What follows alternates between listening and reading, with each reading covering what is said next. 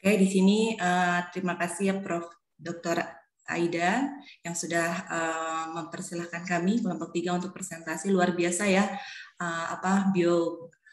daftar riwayat hidup Prof ini saya lihat dari Wikipedia, dari berbagai sumber. Ternyata Prof ini lahir di 1947 ya, setelah kemerdekaan ya Prof ya, 45. Oke, lanjut kami generasi milenial ya. Di sini ada Cyril usia 29 tahun. Saya di tengah-tengah berbeda umur ya, 31 tahun. Di sini juga ada Mas Yusuf 29 tahun yang akan presentasikan materi kelompok 3. Ya.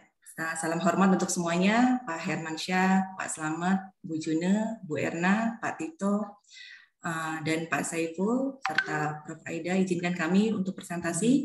Untuk presentasi pertama akan disampaikan oleh Mr. Cyril. Silakan, Mr. Cyril.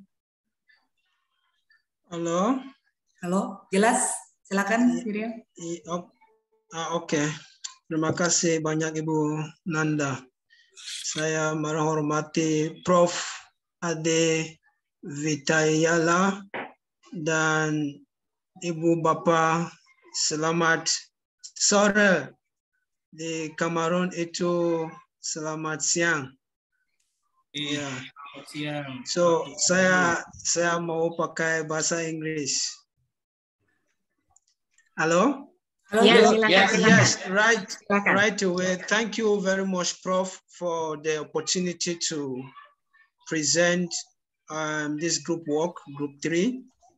So right away, we are Group 3 and we are presenting on competency framework and also competency assessment model. So when we talk of competency framework, first of all, we look at the definition of competency framework. What is competency? A competency is actually a behavior, a knowledge, skill, ability, or any other characteristic that attributes to the employee's success in their duties in a particular job site. It could be a teacher, teaching, it could be a bank manager or whatsoever, depending on the job or the area in which and a competency framework is a model that broadly describes performance excellence within an organization. When we talk of performance excellence, we are talking on the ability rules that an employee can actually perform in a company in order to achieve success. So there are actually different types of competency. We have core competency, we have BC, we have technical competency, leadership competency, and also proficiency level. So there are different types of competency. Next.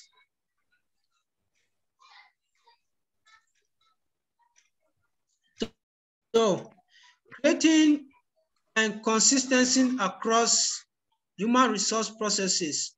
Human resource processes actually include recruitment, promotion and salary increments, employee performance management, learning and development, and also successful management and work planning, workforce planning. Next. Hello, next. Yeah. So actually the components of competency-based human resource management is made up of, first we talk about selection and recruitment or hiring. Next, we talk about structuring and description of work and processes. When we talk of work and processes, what are the different components in an organization depending on the organization?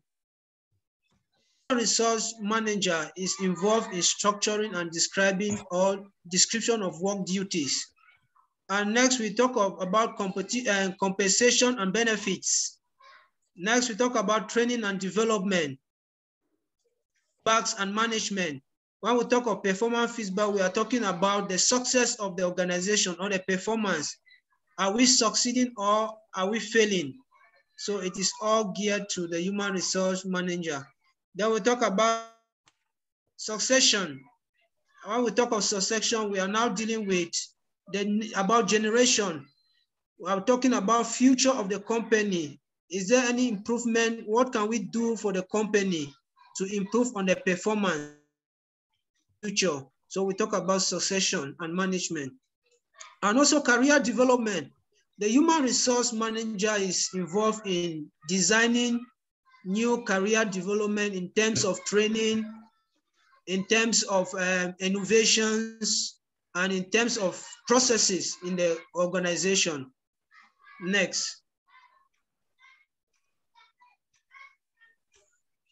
Yes. So the components of framework. The agency competence framework includes, like I said, there are different types of competency, but based on the different types of competency is still divided into, we have core values and we have functional competencies. And the definition of these components also differ.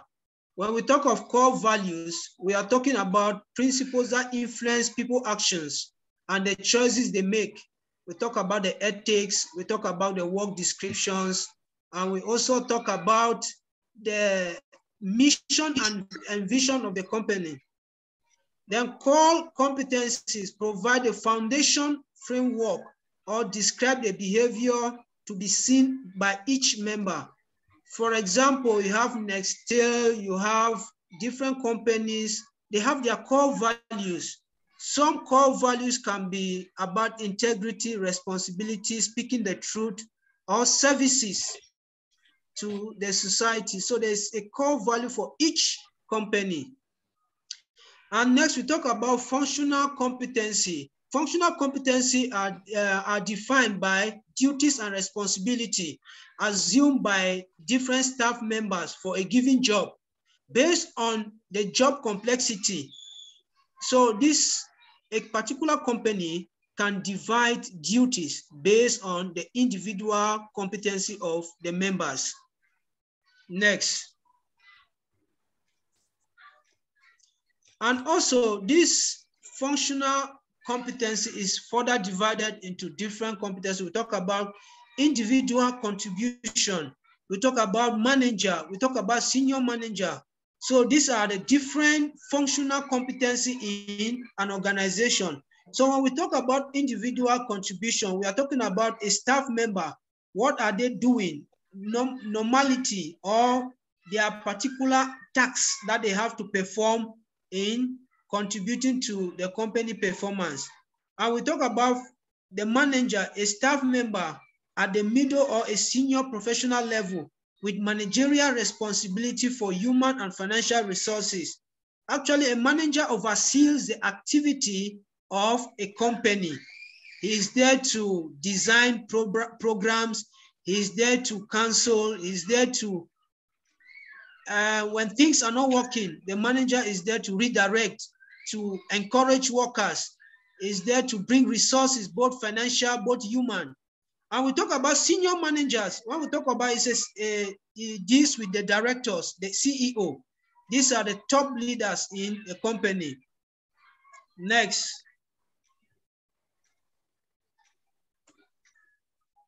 So for functional competency, we will now look at the individual contribution. When we talk about the individual contribution, it's now divided also into two groups. We have associate. Associate are people who work in a particular group or in a particular team, a junior or middle general service staff member. Their function actually is like, we talk about the base. They are known as the base workers in a company. Why specialists? Specialists also, they render service for the company, but they are a little bit above associate. Specialists are those that control team, are those that handle specific activities in an organization. For example, we can take, for example, like in a farm, specialists can be a soil scientist. A specialist can be in an industry, like in a farmhouse. A specialist can be a specialist for disinfectant, to disinfect the produce from the field, can be a specialist, or a specialist to evaluate the quality of the produce from the farm. So those are specialists. While for manager, like I explained, they are responsible for managing all the activities, both human and financial resources. While for senior managers, they are the top leaders in an organization, and they are there to reorganize. Yeah, when there is a difficulty that is above a manager, the senior manager is there to reorganize. Next. So actually, OECD is known as Organization for Economic Cooperation of Development Countries. And they are actually very vital also in the work for when we come to organization performance or in developing countries. So based on the competency framework classification, there are actually 3 arms. We talk about service delivery, or achieving results. We also talk about interpersonal relationships, and we talk about strategies. And when we talk about delivery of result, we look at about analysis, analytical thinking, achievement focus, drafting skills, flexibility thinking. And when we are looking at interpersonal relationship, we talk about building relationship in our organization in terms of client focus, diplomatic sensitivity, influencing other members. We talk about negotiation and also organization knowledge. Then when we talk about strategy, we are looking at the future, the plans of the organization. Next. So this competency framework actually is divided, like I said, core values. We have functional and competency. Furthermore, we look at the core values to be integrity, professionalism, and respect for diversity. So when we talk about integrity, what is integrity? It is an uncompromising commitment to the ethics and moral principle in an organization. That's integrity. That's speaking the truth, rendering fairness to every worker. We talk about honesty. We talk about truthfulness. So these are components of integrity. Then professionalism. Professionalism is simply demonstration of competency and mastery of subject matter. For example, like we can take for a lecturer or a docent. If you are a docent and we're talking about professionalism, how do you give out information to students? Their accuracy, how you build student advice, getting the right information to the student, that's proficiency. Or when you are a mechanic or a banker, it will now depend on how you make sure the account is straight. Diversity. Each company is made up of different age group, is made up of different culture, members from different cultures, is made up of members from different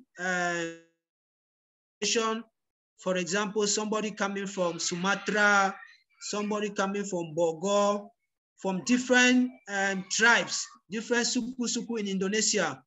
So the core values of a or resource manager is capable of being truthful to everyone, fairness, that's diversity. Next. So core competency.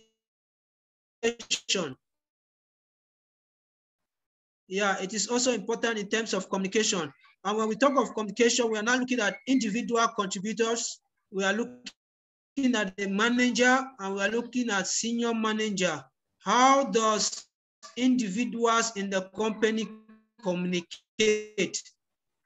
They should speak and write clearly, concise to each and every member. And when we talk on encourages, should be able to encourage the other members of the organization. While senior manager is there to promote an environment that is conducive for every worker. Next. we talk about teamwork.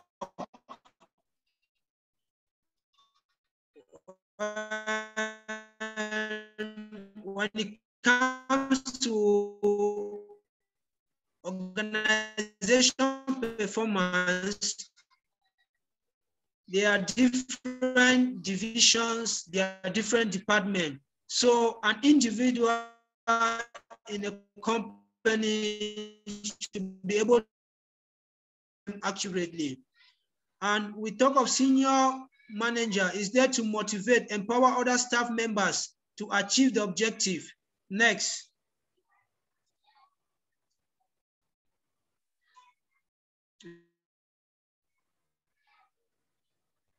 So as a resource manager is there to also, for planning an organization. We're talking about planning for individual contributors. We are for managers and talking also for planning about senior managers. And when it comes to individual contributors, how each and individual perform in its department, achieving the team and the priorities of the division or department, and set clear, for managers, we talk about set clear, defined objectives and mission for the organization. While for senior manager, he's there to supervise the department as well as the manager. Next.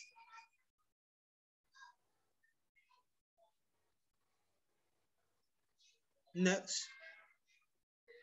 So for further classification, we talk about planning. Planning is broad. In terms of planning, we talk about a senior manager planning for the different department, planning for the different sub-department, and also the activities and duties to achieve a certain result. So when we talk about achieving results, results are classified based on individual levels, based on departmental levels, and based on the entire organization. And the performance of an organization relies on the senior manager handing down the objectives and goals to the manager. So the focus of an individual is to achieve the goal of a particular department. There can be more than one department in an organization, while the manager is there to monitor and measure the progress in order to attain the result or the objective. Next. So the functional competencies include leading and supervising, analytical thinking, knowledge sharing and learning, decision making, scientific credibility. Thus, decisions are taken based on evidence, not based on human motivation.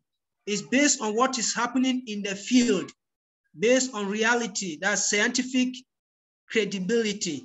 Then we talk about change management, based on changes in the environment, organizational environment. We talk about the political, we talk about the economic, we talk about different factors that affect the organizational environment. So we talk about commitment to continuous process improvement. We talk about partnership building or networking. We talk about client orientation.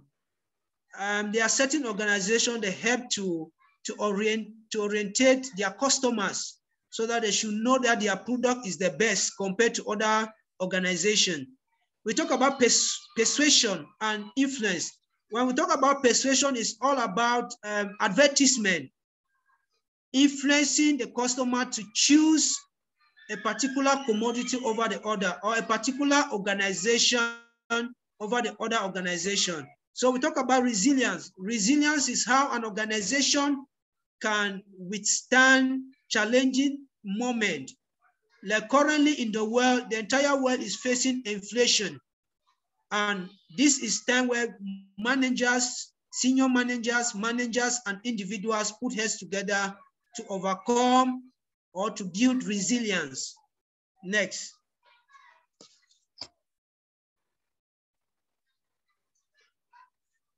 So when we talk of leading and supervising, in terms of individual contributors, there are two areas. We talk about associate and specialists. Associate, like I defined, these are staff members that help in the different departments, while specialists are those in charge of specific duties. They have competence to run a particular duty in an organization. While for managers, they serve as role model when leading or supervising others. They provide teamwork and direction for the organization. While for senior managers, they are also acting as role model, but they help to supervise the manager, like the CEO. Next.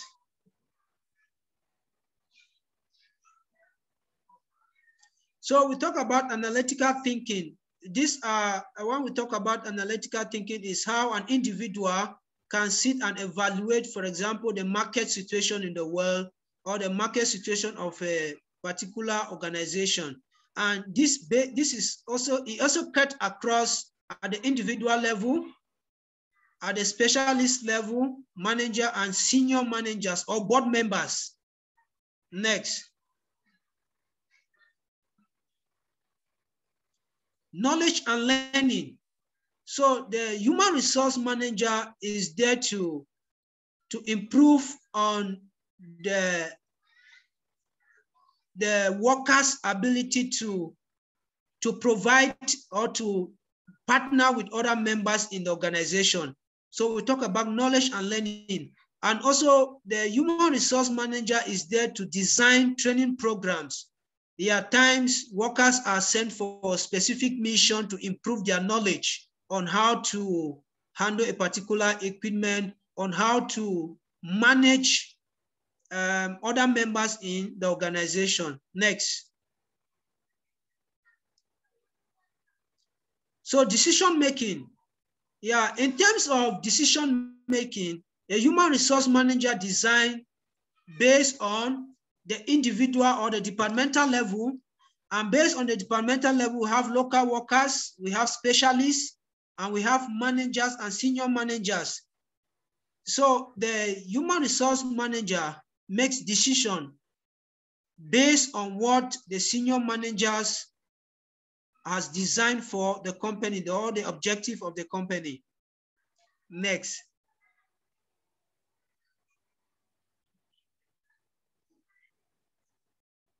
Scientific credibility. I have explained this, that this is based on the knowledge based on technical knowledge or the realities of the environment. And this scientific credibility is based on individual, is based on the management, as well as based on the senior manager.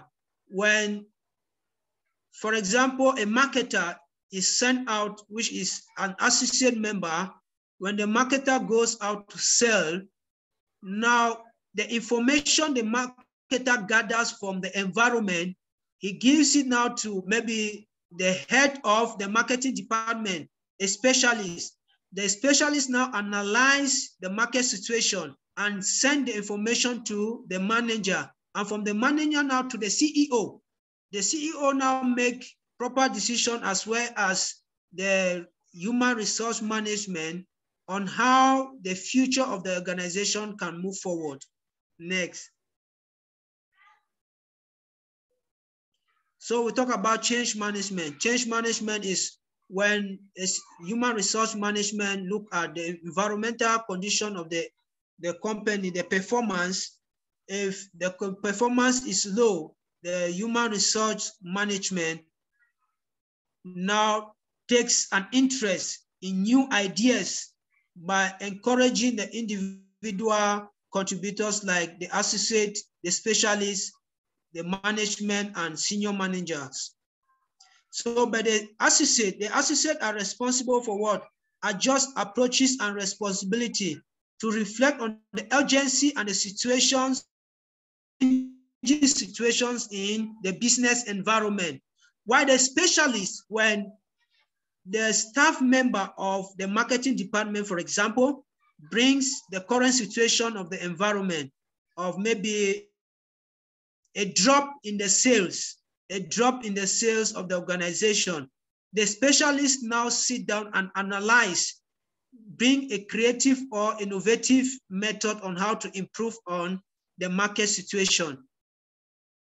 All this information is now channeled down to the manager, where now he anticipates changes in the futures or make changes for the organization.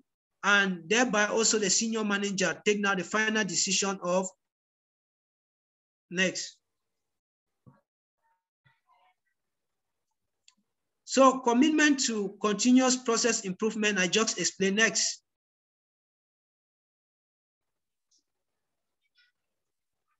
Next.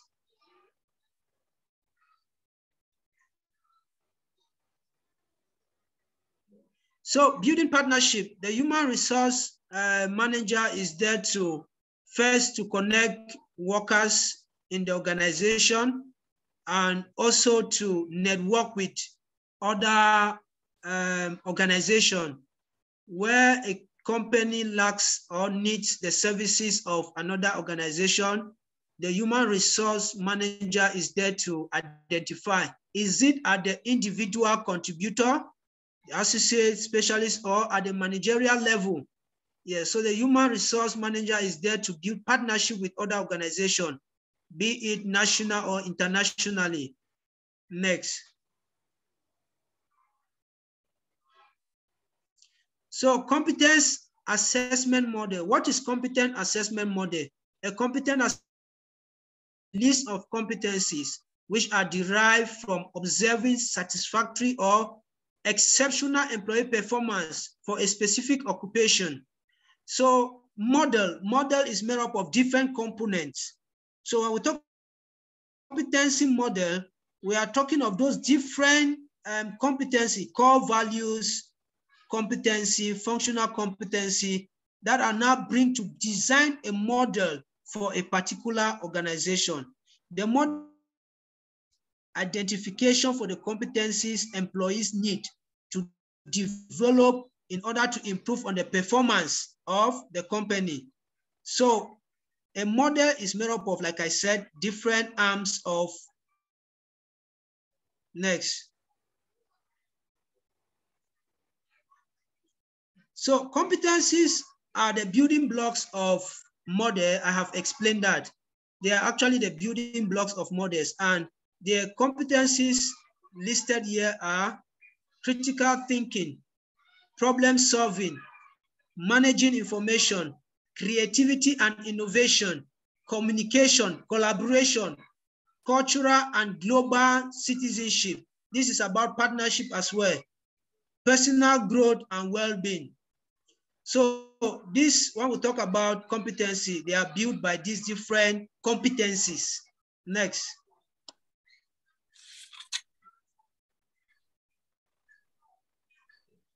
So when we look at competency, there are three areas of competency. We talk about knowledge, we talk about know-how, and we talk about behavior. Knowledge is simply what we learn from maybe formal or informal environment. For example, formal learning can be classroom learning, and informal learning can be a training, symposium, workshops. So this is where we get knowledge. It concerns everything that we can learn from education or informative system. While know-how is related to what? Our personal experience and working conditions. So we build know-how based on exercise, based on how we engage ourselves into our different jobs. And behavior, it is referred to individual characteristics or talent or human traits that affect our competencies or that affect our ability to improve on organization performance. Next. So when we talk of knowledge, we can be IT knowledge to improve on our IT knowledge. It can be to improve on the security of the company. They talk about the security of the company, talk about managing trainings. We also look at knowledge of regulation on business, travel, and assignment. In each organization, the manager design work activities. And this work activities is based on the individual contributions, the associate and specialist. So the human resource manager is there to what?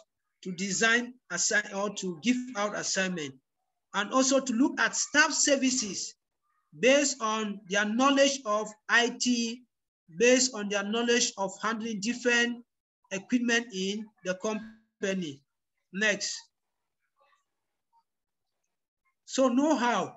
We look at know-how of business project management.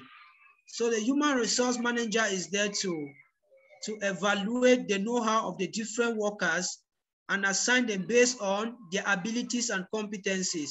Know-how of organizational analysis, know-how of English language or Bahasa Indonesia or different languages, know-how of application development techniques, how to use different software, be it SPSS, be it eViews. So these are different know-hows. I will talk about website development. Yeah, in a company who is responsible for the website, who is responsible for equipment, who is responsible for sending out information based on training, based on building. So the human resource manager is there to know these different frameworks. Next. Behavior. So behavior can be categorized. We talk about people management competency, building people, building team spirit, and also to develop people. And when we look at building team spirit, it provides team members with an excitement or the desire to cooperate with each other, contributing to achieve a common objective or a common mission of the organization by encouraging and respecting other members, by creating a common mission or a common objective for every worker in the organization to follow. Then we'll talk about developing people, help team members to reach their potentials in terms of personal development by providing mentorship, by also giving feedbacks. You know, we talk about SWOT analysis. SWOT analysis is even done on the individual workers, is done on the organization, is done at the departmental level. So the human resource management is there to do SWOT analysis, both for individual workers, both for the department, both for the manager and the senior managers. Next. So to build up or to use competency model, there are 10 steps that we need to follow. First, we talk about to build up the model. You need to create the process, the list. What is a model that you want to design for the organization? You have to have the processes depending on the organization. You detect the process, the rules of individual members or managers. Next, create the required competency that is needed for the performance of the company. We have to create the rules and the competencies that is needed. We have to integrate these competencies based on taxonomy, is classification, based on hierarchy. Which competency comes first? Is it development? Is it financial management? Is it maybe building individual workers? So we have to look at that. Create the metrics or the rules for employees. Calculate the competency gaps. Competency gap is when a human resource manager employs an individual, he evaluates that individual maybe for a year. What is that individual bringing into the company? Maybe after 2 years, is there any improvement of the ability of that particular worker? So that is what we call the competency gap. Next, to use the model. To use this model, we talk about analyze, like I just explained. For an individual, you analyze the data of the individual. This person was brought in January. After maybe 3 months, what contribution of the individual to the company based on data analysis. Now look at corrective measures. If the person is not improving, in terms of the input of the company. How can you improve, or what are the measures to improve that individual? So the human resource manager is there to analyze data, is there to improve on an individual, and also to do regular checkups, regular evaluation. Thank you. Next. Ya. Oke, Ibu Nanda. Oke, terima kasih Mr. Cyril, terima kasih, tapi pemaparannya luar biasa terkait manajemen sumber daya manusia berbasis kompetensi, kerangka kompetensi dan model penilaian kompetensi, di mana tadi dijelaskan oleh Mr. Cyril, kerangka kerja kompetensi itu adalah model yang menjelaskan secara luas keunggulan kinerja dalam sebuah organisasi. Nah, kami kelompok 3 mungkin agak berbeda ya, dari kelompok 1-2 itu kan membuat makalah, kita ingin hasil dari kajian yang tadi kami bertiga dapatkan dari literasi, kita ingin mencoba membuat seperti jurnal gitu ya. Karena dulu pernah saya mengikuti ini bersama Mas Yusuf juga di sini, kami menghasilkan suatu seperti jurnal ya, proceeding internasional, kebetulan ada ajang lagi. Jadi kebetulan saya juga penulisnya di sini, di mana isi jurnal ini berkaitan dengan materi hari ini. Contohnya yang tadi dijelaskan oleh Mr. Cyril, ini hanya abstraknya saja, di mana modal manusia adalah salah satu aset organisasi yang paling penting. Dengan kata lain, keberhasilan organisasi berhubungan langsung dengan kinerja pekerjanya. Jadi akibatnya manajer dan spesialis berusaha untuk memastikan aspek yang paling signifikan dari motivasi kerja. Nah, ini baru terbit juga ya 10 Februari 2022. Jadi kajian-kajian teori yang kami kaji dari tadi dipaparkan oleh Mr. Cyril, nanti akan dipaparkan oleh Mas Yusuf terkait publishing-nya ya. Jadi ini hanya contoh yang tadi diutarakan oleh Mr. Cyril terkait materi hari ini sudah dijelaskan di sini, kebetulan pernah menulis. Di mana di sini mungkin untuk mempersingkat waktu saja, nanti akan dijelaskan lebih detail oleh Pak Yusuf. Nah, dalam jurnal yang pernah kami tulis, di mana sistem manajemen yang ditawarkan oleh Netflix ini mungkin sedikit bertentangan dengan standar yang biasanya diterapkan oleh praktisi HR ya. Disinilah letak perbedaannya berada dalam iklim persaingan dan perkembangan teknologi. Praktik-praktik sebelumnya yang mungkin efektif sekarang terlihat usang dan tidak berlaku di lingkungan bisnis saat ini dan masa depan. Jadi peran SDM ke depan sepertinya tidak lagi sebagai bisnis partner. Ini harus menjadi bisnis yang mengaktifkan. Jadi Netflix telah membuktikan bahwa SDM dapat menjadi bisnis yang memungkinkan. Mungkin ini studi literatur dari jenisnya. Nah, ini referensinya.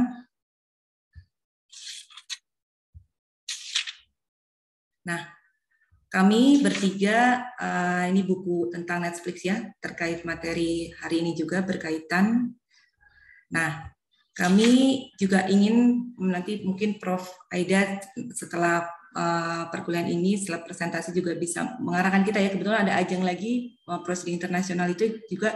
Dan setelah tugas ini Prof. Aida ini, kami ingin memasukkan nih kelompok 3 ini dalam di sini dalam proceeding internasional yang pernah kami terbitkan. Nah, ini pernah kita membuat belum finishing ya Prof. Aida. Di penulisnya ini hanya baru ceritanya ya Prof. Ada Prof. Aida, nanti diizin Pak Prof. Dr. Aida Pitalaya S. Hubes dan Pak Yusuf nanti jadi koresponden autornya ya. Lalu saya dan Mr. Cyril. Jadi sekilas saja sih ini nanti papernya dijelaskan lebih lengkapnya oleh Pak Yusuf.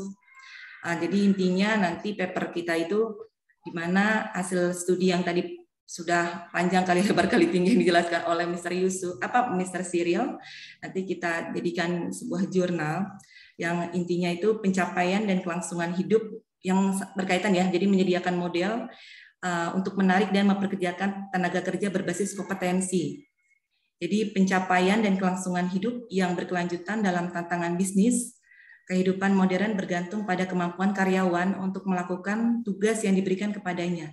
Dengan demikian, merekrut karyawan terbaik dengan pekerjaan yang sesuai dengan posisi target dapat memainkan peran penting dalam organisasi.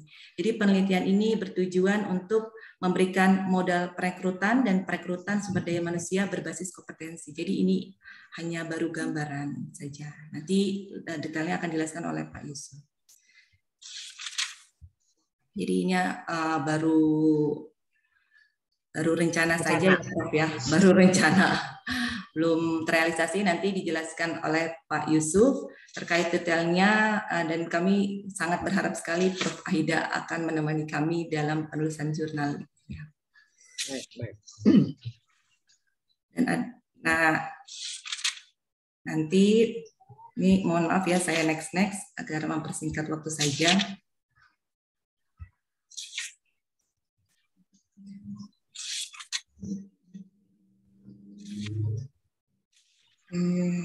Jadi ini hanya baru gambaran saja ya.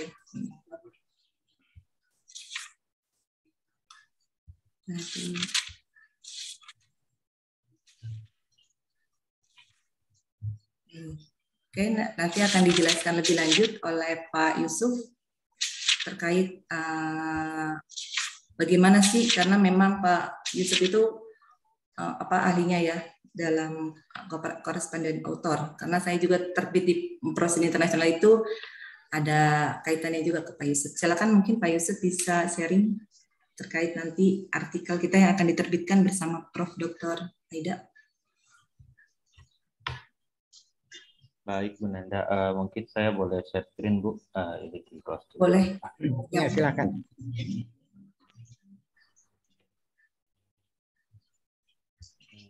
Boleh dijadikan host ya. Pak Yusuf.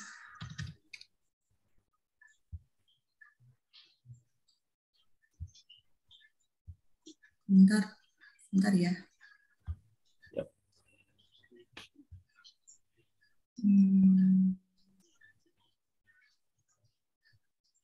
Bentar. Mungkin supaya tidak balik-balik aja ya. Nanti saya jadikan host. Nanti Pak Yusuf terkait kesimpulan kita ini nanti Pak Yusuf, nanti jadi slide-nya langsung ke Pak Yusuf saja ya.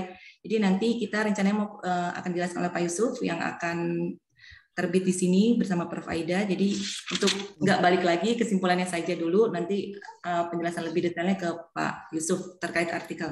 Jadi kesimpulan yang tadi dijelaskan oleh Mr. Cyril itu, dan bersama kami kelompok 3, dan akan diterbitkan nanti bersama Pak Yusuf dan Prof. Aida ya. Jadi yang pertama adalah intinya yang satu, yaitu pengelolaan sumber daya manusia berbasis kompetensi, yaitu kompetensi adalah perilaku, pengetahuan, keterampilan, kemampuan, atau karakteristik yang berkontribusi pada keberhasilan karyawan dalam melaksanakan tugas sehingga menghasilkan perubahan. Yang kedua, yaitu kerangka kompetensi. Jadi kerangka kerja kompetensi adalah model yang menjelaskan secara luas keunggulan kinerja dalam sebuah organisasi yang terdiri kompetensi inti, kompetensi perilaku, kompetensi keluarga, pekerjaan, kompetensi teknis, kompetensi kepemimpinan, klaster kompetensi, tingkat kemahiran, dan indikator perilaku. Yang ketiga yaitu model penilaian kompetensi. Langkah-langkahnya yaitu membuat daftar proses, deteksi peran proses, buat matriks proses atau peran dan kompetensi yang dibutuhkan, integrasi taksonomi kompetensi, membuat matriks karyawan dan kompetensi yang dimiliki, menghitung gap keterampilan, analisis data, rencana tindakan korektif, dan ulangi pengukuran secara teratur. Kesimpulan yang keempat yaitu contoh pengelolaan sumber daya manusia berbasis kompetensi yang tadi dicontohkan di Netflix. Jadi sistem yang ditawarkan di Netflix itu mungkin sedikit bertentangan dengan standar yang biasanya diterapkan oleh para praktisi SDM berada di iklim persaingan dan perkembangan teknologi. Praktik-praktik sebelumnya yang mungkin efektif sekarang terlihat usang dan tidak berlaku di lingkungan bisnis saat ini dan masa depan. Jadi peran SDM ke depan sepertinya tidak lagi seperti bisnis partner, ini harus menjadi bisnis yang mengaktifkan. Netflix telah membuktikan bahwa SDM dapat menjadi bisnis yang memungkinkan. Dan ini nanti akan dijelaskan setelah ini oleh Pak Yusuf, yaitu menyediakan model untuk menarik dan memperkerjakan tenaga kerja berbasis kompetensi. Intinya adalah dari jurnal yang kita akan tulis, yaitu pencapaian dan kelangsungan hidup yang berkelanjutan dalam tantangan bisnis kehidupan modern bergantung pada kemampuan karyawan untuk melakukan tugas yang diberikan kepada mereka. Dengan demikian, merekrut karyawan terbaik dengan pekerjaan sesuai dengan posisi target dapat memainkan peran penting dalam organisasi. Rencana jurnal kami bertiga dan Prof. Aida bertujuan untuk memberikan model perekrutan dan perekrutan sumber daya manusia berbasis kompetensi. Oke, terima kasih. Nanti dilanjut oleh Pak Yusuf. Sebentar ya Pak Yusuf. Ya, sudah selesai. Pak Yusuf ditampilkan artikelnya. Pak Yusuf ya. Nah, ya silakan. Artikelnya aja Prof. Aida. Iya, jadi terima kasih Bu Nanda, terima kasih Bapak Ibu, dan terima kasih Prof. Aida. Jadi kami tadi sudah membuat suatu rancangan, kurang lebih akan seperti apa. Bentuknya memang masih sangat belum rapi ya, jadi kita belum belum bisa menunjukkan garis hubungan dan pengaruh yang tepat, tapi kami sudah mencoba mencari dan ada beberapa hal di sini. Yang pertama adalah predictors atau faktor yang berpengaruh, lalu ada mediating moderating, ada variabel utamanya yaitu organizational performance, dan yang ketiga adalah outcome-nya. Jadi kami sudah melakukan beberapa literatur review sedikit terkait dengan topik yang ada, dan kami dapat menyimpulkan bahwa untuk predictors-nya terkait dengan kompetensi, cukup banyak artikel yang ada itu membahas tentang kompetensi. Kompetensi yang pertama itu bisa dilihat dari organizational aspect sendiri gitu ya. Yang pertama ada leadership styles, lalu ada kepuasan kerja dan culture, itu semua secara tidak langsung itu berkaitan dengan kompetensi. Lalu ada juga terkait dengan environmental initiative dan social initiative yang ternyata hal ini berkaitan dengan sustainability dari suatu organisasi dan juga berkaitan dengan kompetensi. Secara tidak langsung ukuran suatu organisasi seperti modal organisasinya, lalu identitas inovasinya itu juga berkaitan dengan kompetensi. Dan tentu saat ini inovasi yang berkaitan dengan teknologi atau ICT itu juga berkaitan dengan kompetensi. Semua faktor prediktor itu berkaitan dengan keenam faktor lain.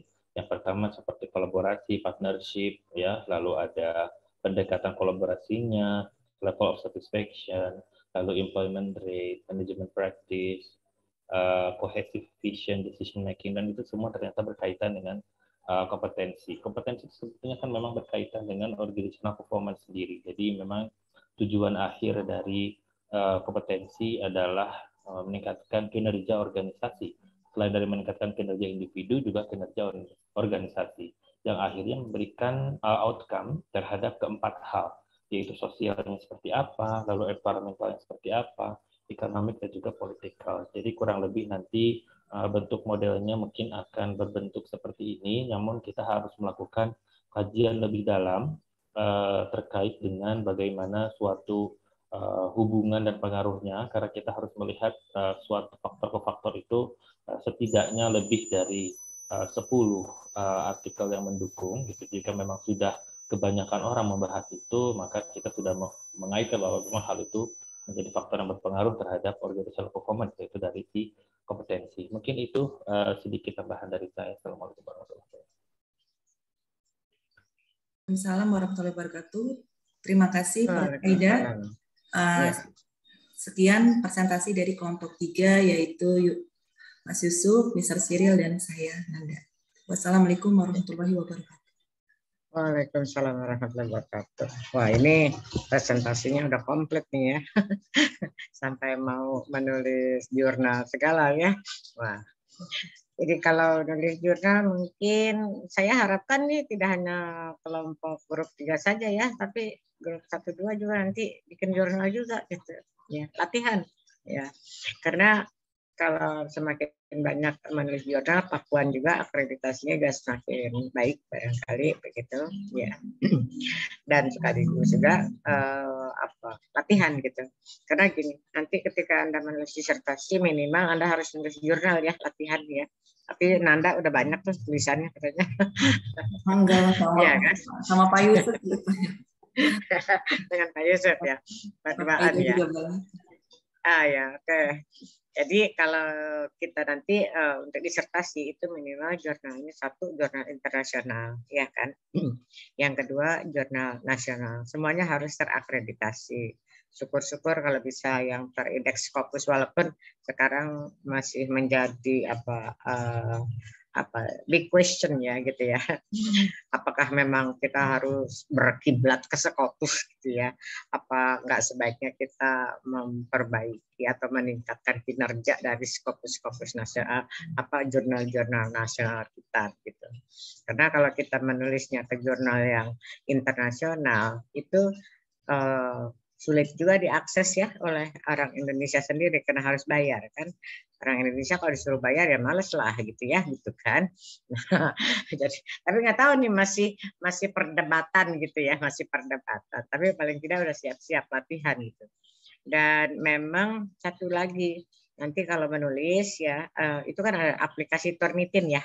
Mungkin Anda juga sudah tahu ya, Yusuf juga ya, barangkali semuanya sudah tahu ya. Turnitin itu adalah aplikasi yang bisa mendeteksi ya apakah kita itu plagiat atau tidak gitu.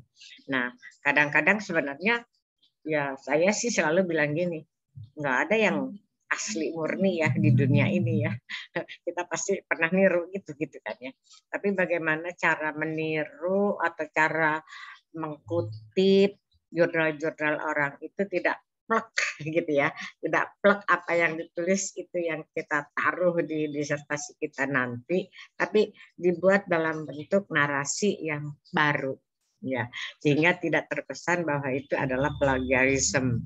Nah, plagiarisme ini cukup berat nanti gitu ya, apalagi kalau sampai ditarik. Kan pernah ada tuh ya dokter yang ditarik ya, dokternya gitu ya, karena ternyata setelah ditelusuri, kalau itu mah kebangetan soalnya cuma ganti halaman judul.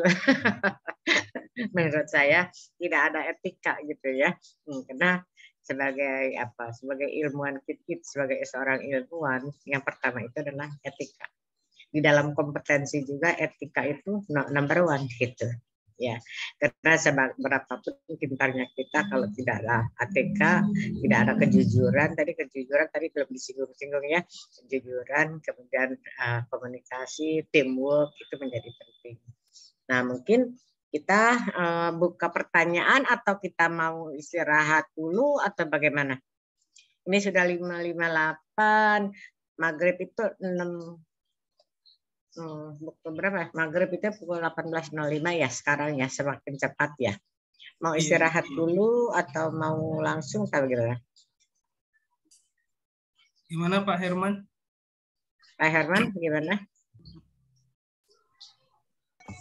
Ikut Prof aja kalau Pak mau Herman katanya dulu, jaringannya putus melulu itu.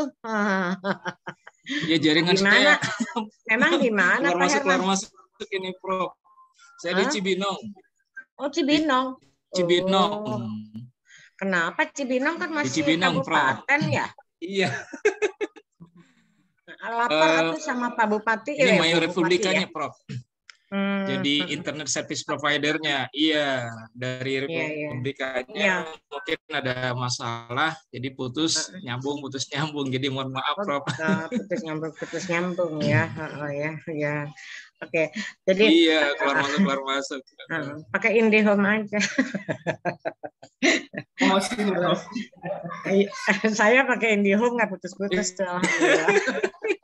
Siap Prof. Kalian dengan mahal ya bayarnya tapi stabil ya Prof ya. Wah iya benar ini. Iya, syaratnya stabil. Harus diikuti. Iya, pakai Telkom lah. Ya. Kalau itu kan kebanyakan. Saya juga punya Netflix ya diinstal sama anak saya, tapi yang langganan anak saya gitu. Jadi saya ikutan gitu. Tapi itu di laptop gitu. Oke, mau bertanya atau kita mau istirahat dulu sampai 6.20 atau 6.30 atau gimana? Mungkin biar lebih enak break dulu kali ya Prof. Jam 6.30 Prof. Ya 6.30 kita ketemu lagi ya Kagok ya, tinggal 8 menit lagi soalnya ya. Boleh Prof. Ya, baiklah kita ketemu lagi ya, kan, 6.30. Ya. Kita tambahlah waktunya kalau perlu ya. Baik, Bro. Ya. Oke. recordingnya mungkin diputus dulu kali ya, pembahasnya ya. Iya betul, kelompok 1, Prof. Ya. Silakan. Oke. Sudah join semua ya. Pak Yusuf sama Pak Siril.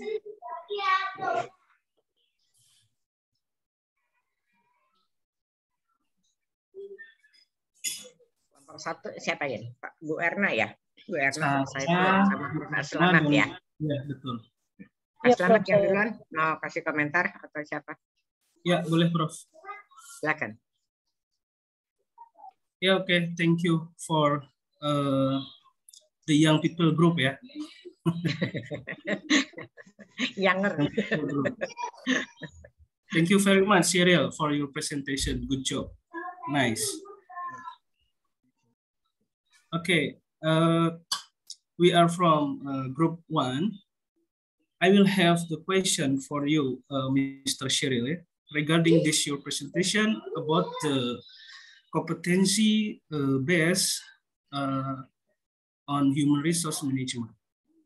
The first question maybe I have question regarding the your question in page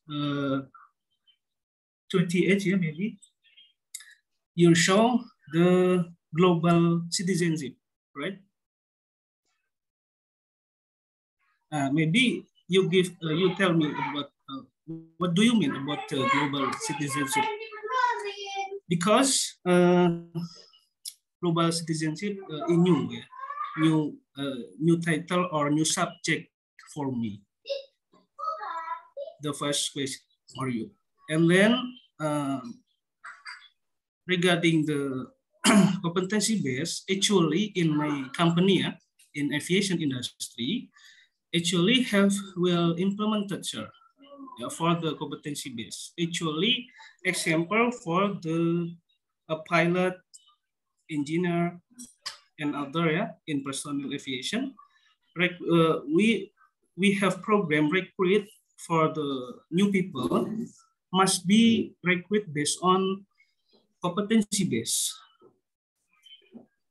For example, maybe in skill, skill base.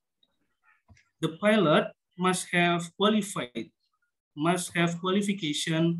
the pilot requirement for repression in license AML. But in the implementation in duty time, in organization, we have problem, bro Cyril. Yeah, is the problem is we have all people in my company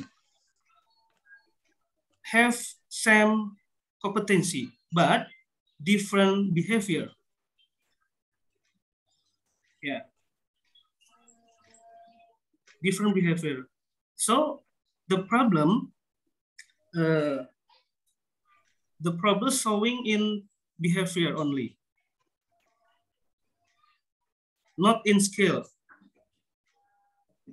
Maybe you tell me about the solution or problem solving is the behavior problem in my case in my company. Thank you. And my question and the second question for Miss Nanda, untuk Ibu Nanda. Pertanyaan kedua terkait dengan base kompetensi itu kalau kita lihat tadi kan ada kompetensi itu kita berbicara tentang perilaku gitu ya, berbicara tentang knowledge gitu, berbicara tentang skill, dan juga ada lagi ya tadi saya lupa. Nah, apa sih perbedaannya? Tadi juga sudah dijelasin oleh Cyril, ada kompetensi level senior manager, ada kompetensi individual, ya, ada kompetensi manager, direktur gitu ya. Nah, ini yang ingin saya tanyakan, perbedaannya antara kompetensi senior manager sama kompetensi general manager itu sama atau beda kompetensinya? Gitu ya. Karena di implementasi di organisasi itu kan ada ya beberapa organisasi yang mengimplementasikan senior manager, tapi di atasnya senior manager ada general manager, kemudian di atasnya lagi ada direktur, baru direktur gitu ya. Nah tadi kalau disampaikan oleh Cyril itu kan yang disampaikan baru dari sisi perbedaan kompetensi dari senior manager, manager, dan individual gitu ya. Kalau general manager ini apakah sama kompetensinya dengan senior manager atau tidak? Atau justru sama dengan kompetensinya direktur gitu. Nah, perbedaannya aja. Mungkin itu pertanyaan dari saya untuk Bu Nanda dan Mr. Cyril. Yang ketiga, Pak Saiful atau Bu Erna, monggo. Atau mau dijawab dulu? Ini Pak Yusuf nggak ditanya, Pak Slamet. Sabar, oh iya. ada yang lain. Satu lagi ya? Biar adil. Oke, siap. Kalau gitu satu lagi buat Pak Yusuf terkait dengan tadi ya model ya. Bagus itu. Model dari apa namanya? Organization performance ya. Kalau organization performance itu kan teorinya udah banyak ya. Salah satunya adalah Robin and Judge ya 2013. Itu bukunya berjudul Organization Behavior. Ya. Itu mengupas detail tentang perilaku organisasi atau organizational behavior. Salah satu variabel yang dibahas itu adalah organization performance, kinerja organisasi. Nah, di situ banyak tuh variabel-variabel yang mempengaruhi ya, performance organization itu. Tapi kalau nggak salah itu dia tidak membahas tentang kompetensi berpengaruh terhadap performance organisasi gitu ya. Kalau kompetensi ini kan sebenarnya masuk ke ranah individual ya. Dia kan menggambarkan itu ada ranah individu, ada ranah grup atau kelompok, ada ranah organisasi. Kalau saya lihat tuh di ranah individunya dia belum memunculkan kompetensi nih. Kompetensi itu berpengaruh terhadap organization performance. Gitu. Nah pertanyaannya adalah kira-kira Pak Yusuf sudah menemukan teori apa yang mengatakan bahwa kompetensi itu berpengaruh terhadap organizational performance? Gitu. Sementara siapa? Robin and Judge tadi ya di bukunya yang fenomenal itu dia nggak memasukkan tuh kalau nggak salah ya nanti di cross check lagi dia nggak memasukkan ranah kompetensi berpengaruh terhadap performance organization. Mungkin itu aja Bu Nanda, terima kasih ya. Ya silakan. Siapa yang jawab? Sirna. Okay. Yeah, thank you Prof. Thank you Mas Damad, Trisno. Terima kasih banyak untuk ini pertanyaan. Yeah, so right away we talk about global citizen. You say what do you mean by global citizen? So I want us to divide that word into two. Global itu di dunia.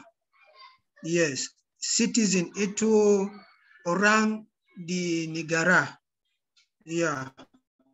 So the word citizen is an individual in a country. Then global is so when we talk about a global citizen based on a worker with a global citizen competency, we are talking of an individual who has a mentality or a skill that can work in any country. It is an individual that has a skill that can be used in any country. For example, an individual that has like to use computer or web designer, that is a global citizen. And currently, when we talk about global citizen also, we are looking at an individual with an open mindset. Itu pikirannya tidak ini negara sendiri, bukan negara dia, dan itu negara global, banyak negara. That's his perspective is about global. I don't know if you get me regarding that. Global citizen is an individual with a global mindset, with a global skill, with a global competency. For example, an Indonesian who has a global mindset or competency can work in Japan, can work in Australia, can work in Germany, can work in Cameroon, can work in South Africa. Yes, we have Indonesians who are working in Ghana, some working in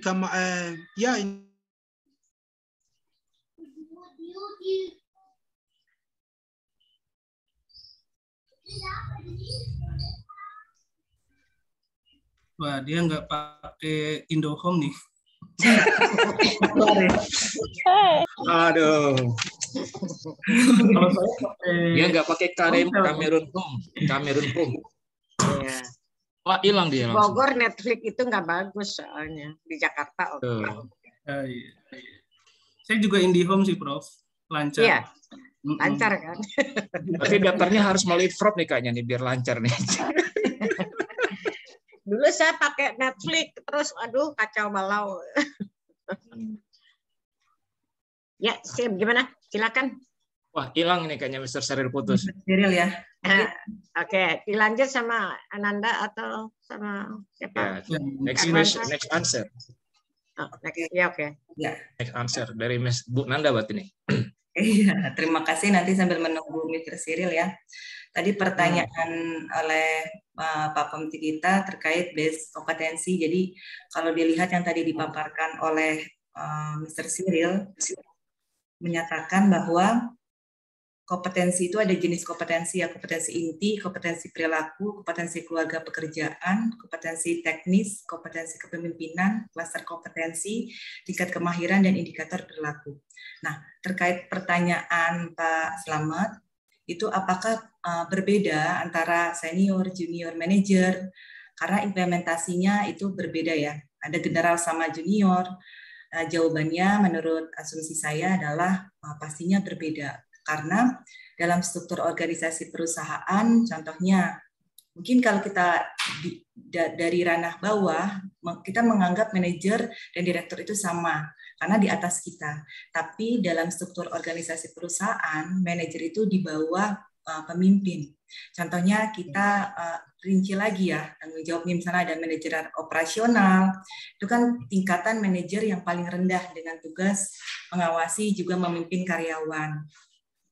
Ada juga manajer tingkat menengah, kayak manajer tingkat menengah itu memiliki tugas menjadi penghubung antara manajer operasional dengan top manager. Jadi berbeda-beda. Ada top manager.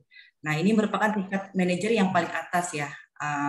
Jadi pastinya berbeda-beda. Nah, dengan asumsi misalnya pemimpin misalnya membangun visi, sedangkan manajer membangun tujuan. Itu hanya salah satu contoh. Ada lagi juga pemimpin memberi motivasi, manajer hanya memerintah. Kan pasti berbeda ya tugasnya. Pemimpin punya ide, manajer mewujudkan ide pemimpin. Lalu pemimpin mengambil resiko, manajer mengatur resiko. Pemimpin idealis misalnya, lalu manajer realistis. Lalu misalnya pemimpin memiliki pengikut gitu kan karena dia top leader, manajer memiliki bawahan. Jadi kan tadi manajer operasional. Nah, pemimpin misalnya memikirkan proses nih, bagaimana ini. Nah, sedangkan manajer itu memikirkan hasil dan sebagainya. Jadi intinya adalah terkait pemimpin dan manajer itu pastinya berbeda dalam tugasnya. Itu mungkin jawaban dari saya. Ini sudah bergabung nih, Mr. Sheryl. Silakan dilanjut. Yes. So what I was saying is, when it comes to the same behavior, but as the same skill, but different behavior. So the organization, the human resource management is supposed to train these workers to develop the organization Mr. culture. Cyril, We you have can off organizational cam your culture. camera. You can off cam your camera. Virtual background-nya di-off-in kali. Ya di off aja kameranya, nggak apa-apa, tapi just speak ya. Ya, terima kasih Prof. Yeah. So what I'm saying is, if they have the same skill, the same competency, but different behavior, so the human resource manager is supposed to train the pilots based on the organizational culture. We have organizational culture. Organizational culture depends on the mission, the vision, the objective, and the goal of the organization. So your company, Slamat, is supposed to train or educate the pilots to develop the organizational culture. That's a responsibility of a human resource management or manager. So that's what they are supposed to do. It is a training. It's not something, you know, the pilots were trained from different companies. So these different companies have different behaviors. So they are coming out to your company. Your company is supposed to train them based on the behavior of your company, the vision, the mission, and the objective of the company. So that's what they are supposed to do. That's a solution. Terima kasih. Okay, thank you very much, Mr. Cyril, for your answer there. It's already answered. Lanjut berarti ya, pertanyaan yang ketiga. Tadi saya udah jawab ya. Satu lagi ya. Pak Yusuf. Baik, terima kasih Pak Slamet atas pertanyaannya. Tadi perihal dengan hubungan antara kompetensi dengan organizational performance. Kalau misalkan kita mau lihat apakah ada hubungannya, mungkin ada. Cuma apakah hubungannya langsung atau bagaimana posisinya si kompetensi ini, kita memang harus melihatnya. Saya pernah menemukan suatu variabel yang bernama modal intelektual, yang mana hal itu berkaitan erat juga dengan organizational performance. Modal intelektual itu terdapat beberapa dimensi. Yang pertama ada human capital, ada structural capital, lalu ada relational capital. Dan di dalam human capital itu ada suatu indikator, yaitu kompetensi. Jadi mungkin kompetensi secara posisi memang dia tidak apple to apple jika dia dijadikan suatu variabel. Tapi ternyata kalau yang sepanjang saya tahu sampai saat ini, kompetensi di sini kaitannya yang individu ini adalah indikator dari dimensi modal manusia yang dari variabel modal intelektual. Itu yang saya ketahui dari beberapa literatur yang ada. Mungkin akan sangat menarik jika ada hubungan langsung antara kompetensi dengan organizational performance, atau ada juga variabel mediatingnya gitu ya, atau moderasinya. Jadi mungkin itu perlu suatu variabel tengah, variabel Y, agar bisa menjelaskan hubungan antara kompetensi dengan organizational performance. Terima kasih. Oke, sudah. Ya, terima kasih Mas Yusuf, Bu Nanda, dan Bro Cyril. Silakan dilanjut Pak Yusuf atau Pak Saiful atau Bu Erna, monggo. Baik, terima kasih atas waktunya. Untuk kelompok 3, saya mau tanya. Saya terkait dengan kompetensi tentang manajemen perubahan tadi, ya. Karena memang kalau manajemen perubahan itu kan ada 2. Pertama dari sistemnya, yang kedua dari SDM-nya, dari pegawainya itu sendiri. Nah, menurut teman-teman di kelompok 3, bagaimana membangkitkan kesadaran untuk melakukan perubahan dari manajemen SDM itu, dari segi SDM-nya, ya, membangkitkan, karena kita tahu bahwa ketika orang bekerja itu kan yang dipikirkan sama dia kadang-kadang bukan hanya loyalitas untuk perusahaan, tapi bagaimana dia memperkaya dirinya sendiri, ya, itu yang repot. Kadang-kadang perusahaan itu nggak maju ya karena banyak oknum-oknum SDM yang memperkaya dirinya sendiri, Gitu. Nah, bagaimana menurut teman-teman membangkitkan atau menekan perubahan terhadap diri individu itu sendiri? Terus yang kedua, ini saya tanya ke kelompok 3 secara keseluruhan saja ya, menanya 2 pertanyaan. Yang kedua tentang terkait kesimpulan tadi tentang model perekrutmen. Ya, karena rekrutmen itu kan mudah sebetulnya. Yang sulit itu adalah mempertahankan orang untuk bekerja. Nah, bagaimana kiat teman-teman mempertahankan orang-orang bekerja agar dia loyalitasnya terhadap perusahaan itu lebih tinggi, lebih kuat begitu. Terima kasih. Mungkin itu 2 pertanyaan dari saya untuk kelompok 3. Terima kasih Pak Saiful. Halo, Mr. Cyril. Ya, terima kasih Pak Saiful. Terima kasih untuk pertanyaan itu. Ya, tentang itu, tentang change management. Di perusahaan ada, Pak sudah bilang ada 2 ya. Ada proses dan ada manusia untuk change. Dan tentang proses itu dari top management. Yes, ada top management. Dan top management itu bikin arah dan kasih ke individu atau departemen.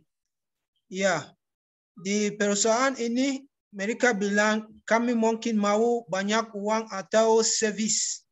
Untuk servis yang tinggi itu top manager atau senior manager itu buat arah itu, dan human resource manager itu bikin proses belajar untuk individu, untuk departemen, untuk jumlah perusahaan. Ya, dan individu kompetensi individu akan di jalan kompetensi di perusahaan. Iya. Dan tentang proses itu seperti ini ya, tentang bikin mungkin jambu ice cream ya, ice cream itu proses itu. Dan bagaimana siapa akan buat itu? Top management itu akan assign individual to do that. Dan for them to do that particular process, they are trained. Yeah, top manager train individuals to do a particular assignment in a company. Yeah, dan tentang recruitment itu dari human resource management. Dan human resource manager mau ini orang baru, dia akan lihat kompetensi apa mereka punya atau kompetensi apa kerja ini mau. What type of individual do we want for this position? That's the first question they ask. And when they ask that question, they now design a competency that is needed for that particular job. You don't just recruit like that. You know, what do we want?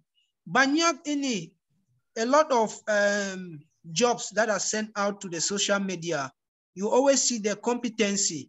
This is what we want. We want person with maybe IT skills, maybe somebody that has studied Python or maybe Arrow software. So they always send out the competency that they want. And if they cannot find a person with that competency, they will bring the person and they will train that person. Terima kasih. Oke. Ada yang ingin menambahkan lagi tadi? Silakan Pak Yusuf, mungkin mau nambahkan. Baik, jadi kalau menurut saya secara garis besar untuk menjawab pertanyaan nomor 1 dan kedua dari Pak Saiful adalah dengan corporate value. Jadi saya sangat yakin dengan peningkatan atau pembuatan corporate value yang tepat sasaran, yang sesuai dengan kondisi perusahaan dan sesuai dengan visi misi serta tujuan sasaran perusahaan, maka itu akan meningkatkan kesadaran untuk melakukan perubahan dari si individu dan juga untuk meningkatkan loyalitas si karyawan agar tetap bertahan di dalam perusahaan itu. Corporate value memang sering dianggap sebagai suatu hal yang penting dan menarik untuk dikaji, dan hal ini juga berkaitan dengan habit si karyawan dan juga habit perusahaan, sehingga memang tidak mudah untuk melakukan penerapan corporate value yang baik dan benar, namun dengan peran dari top manager dan bahkan direksi itu akan sangat membantu sekali bagaimana implementasi corporate value ini bisa berlangsung dengan baik di suatu perusahaan.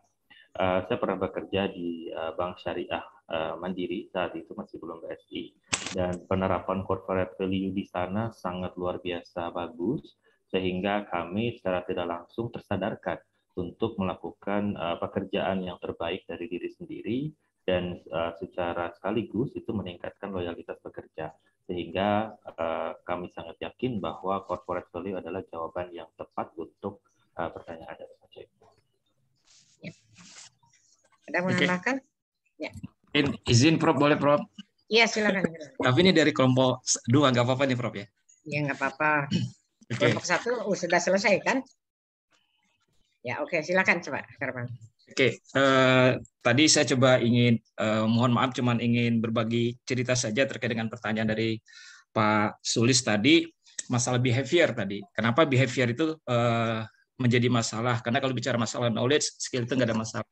Karena kalau kita bicara masalah knowledge dan skill itu langsung terlihat. Gagal hari ini juga langsung terbaca gitu. Tapi kalau bicara masalah behavior itu terbentuknya lama. Karena kita bicara masalah value dan seterusnya di situ. Maka apa yang harus dipastikan dulu supaya behavior itu terbentuk? Ya pertama pastikan dulu kita punya nggak budaya perusahaan.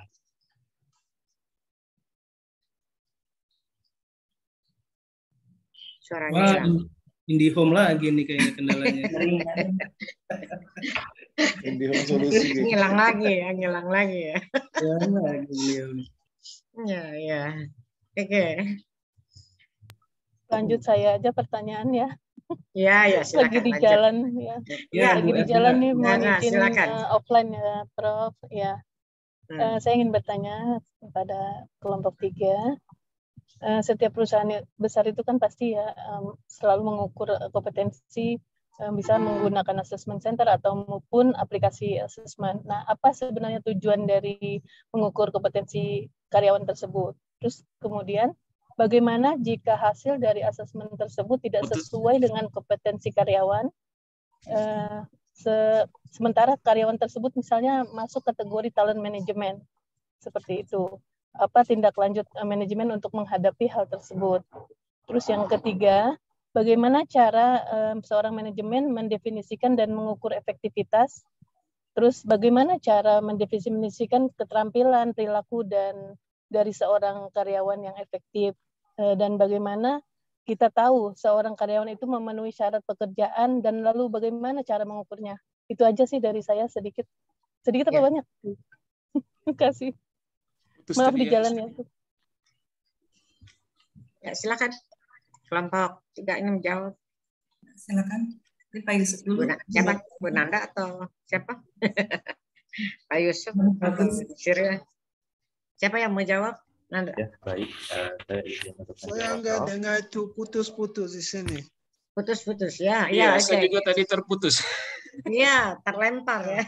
Terlempar, aduh. Harus IndiHome beneran ini berarti. Iya, benar. Ganti.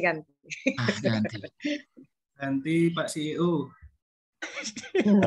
Baik, izin untuk menjawab pertanyaan dari Bu Erna. Ini cukup banyak ya Bu Erna ya, komprehensif sekali pertanyaannya.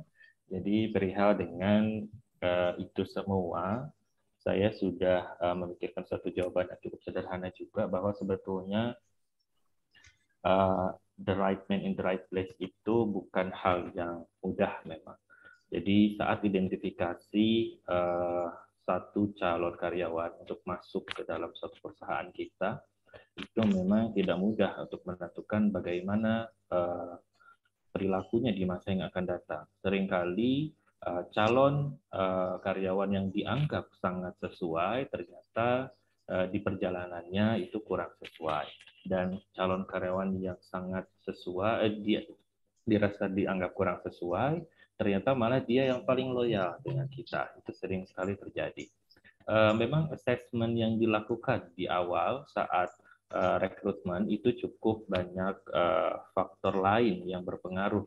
Tidak semua hal dari si kompetensi si individu ini bisa tercapture dengan assessment yang baik.